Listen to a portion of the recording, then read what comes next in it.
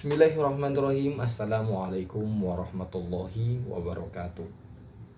Rabbi shrahli sadri wa yassirli amri wahlul 'uqdatam min lisani yafqahu qawli. Amma ba'd. Bahaya kata mandiri. Ya, seringkali manusia ini disangkut pautkan dengan kata mandiri. Yang mana apa sih sebenarnya kata mandiri itu? Kata mandiri atau sifat atau keadaan yang mana manusia berjalan sendiri, berjalan di atas kakinya sendiri tanpa bergantung dengan orang lain. Contohnya, manusia bisa mengerjakan tugas-tugasnya sendiri, bisa mengambil keputusannya sendiri, bisa mengatur hidupnya sendiri. Tapi yang dipertanyakan, apakah semua mandiri itu baik? Tentu. Mandiri adalah salah satu kata yang juga sangat membahayakan. Karena apa? Karena ketika kita merasa kita semua bisa sendiri, kita bisa semuanya sendiri, kita akan merasa sombong. Kita tidak perlu dengan orang lain, bahkan kita tidak perlu dengan Allah Subhanahu wa Ta'ala. Karena perlu kita sadari bahwa apa yang kita lakukan sekarang, yang katanya kita bisa sendiri, itu adalah kehendak Allah Subhanahu wa Ta'ala. Tanpa adanya bantuan Allah Subhanahu wa Ta'ala, kita nggak mungkin bisa.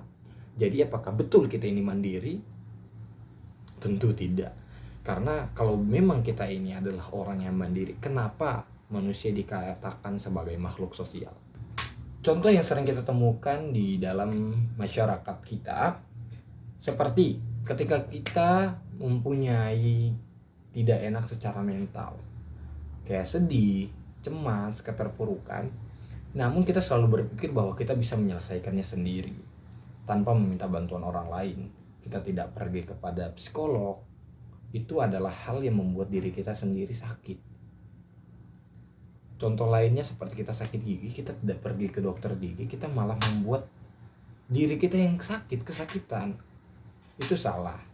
Contoh lainnya, kerjasama tim dalam sebuah pembangunan proyek. Ketika kita merasa diri kita bisa menghandle semuanya, kita tidak menerima masukan, kreativitas dan dari teman-teman kita, itu akan memperlambat kinerja kita yang pertama, dan akan juga membuat diri kita yang sengsara karena tidak menyelesaikannya dengan teman-teman, tidak menyelesaikannya dengan tim. Makanya kenapa manusia dikatakan makhluk sosial itu betul, karena ketika kita mengerjakan semua sendiri, itu akan merusak diri kita. Maka dari itu dijelaskan dalam Al-Quran surah Al-Baqarah ayat 286 yang berbunyi sebagai berikut potongannya. La yukallifullahu nafsan illa wus'aha. Allah tidak akan membebani seseorang melainkan dengan kesanggupannya. Dalam ayat ini jelaskan bahwa Allah tidak akan memberikan ujian kepada seseorang yang mana dia tidak bisa menyelesaikannya sendiri. Namun dalam hal ini juga dijelaskan bahwa pentingnya kita meminta bantuan dan kita menerima bantuan sesuai apa yang kita butuhkan. Maka dari itu, kenapa manusia disebut dengan makhluk sosial? Karena manusia adalah makhluk yang saling membutuhkan. Dalam hadis juga dijelaskan, dalam hadis Abu Hurairah radhiyallahu an, Rasulullah Shallallahu alaihi wasallam bersabda, barang siapa yang meminta pertolongan, maka Allah akan menolongnya, dan barang siapa yang meminta petunjuk, maka Allah akan memberinya petunjuk. Dalam hadis ini dijelaskan bahwa kita sebagai manusia ketika meminta pertolongan, ketika meminta petunjuk, ketika meminta bantuan, itu adalah hal yang dianjurkan dalam Islam. Kita sebagai manusia tidak boleh bersifat terlalu mandiri. Kita harus terbuka untuk menerima dan meminta bantuan dari Allah Subhanahu wa Ta'ala dan juga dari sesama manusia. Seperti yang dijelaskan di awal bahwa hanya Allah yang mempunyai sifat mandiri, dibuktikan dengan sifat-sifat wajib Allah yang bernama qiyamuhu binafsihi, kemandiriannya secara mutlak. Ya betul, Allah tidak membutuhkan apapun dan tidak membutuhkan siapapun, tidak bergantung kepada apapun. Allah berdiri sendiri. Beda dengan kita manusia, yang mana kita membutuhkan faktor-faktor luar untuk membantu pertahanan kita.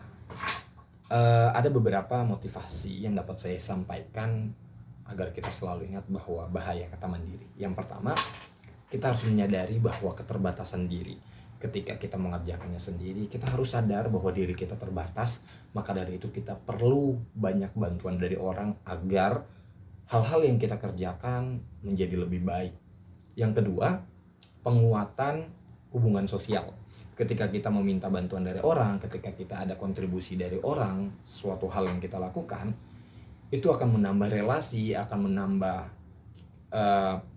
perluasan hubungan sosial kita. Yang ketiga, lebih kemajuan, yang mana ketika kita mengerjakannya secara bersamaan, ketika kita bekerja secara tim, bukan hanya sendiri, itu akan membuat pekerjaan kita semakin cepat. Kita tidak lambat, namun pekerjaan kita semakin cepat terselesaikan. Oke, karena itu kita perlu tahu bahwa mandiri itu membahayakan. Dalam ini saya mengajak teman-teman untuk semuanya, kita tidak boleh menutup diri kita untuk menerima bantuan dari orang lain. Jangan biarkan keegoisan kita menutup jalan kita. Banyak hal-hal yang membuka peluang besar ketika kita menerima bantuan dari orang lain. Kita sadar keterbatasan diri kita, kita sadar bahwa ketika kita mengerjakan sendiri itu merupakan hal yang memperlambat. Yang ketiga juga kita dapat memperlancar hubungan sosial kita, membuka relasi kita dan sebagaimana. Maka dari itu banyak hal yang telah saya sampaikan, semoga ini menjadi amal dan semoga dapat diimplementasikan oleh teman-teman semua, bahwa kita boleh sendiri, kita boleh mandiri dalam hal-hal tertentu, dan jangan membiarkan diri kita tertutup untuk menerima bantuan, apalagi kepada Allah Subhanahu wa Ta'ala yang mana Maha memberi petunjuk dan Maha memberi pertolongan. Mungkin hanya ini dapat saya sampaikan, kurang lebihnya mohon dimaafkan. Wabillahi taufiq wal hidayah. Wassalamualaikum warahmatullahi wabarakatuh.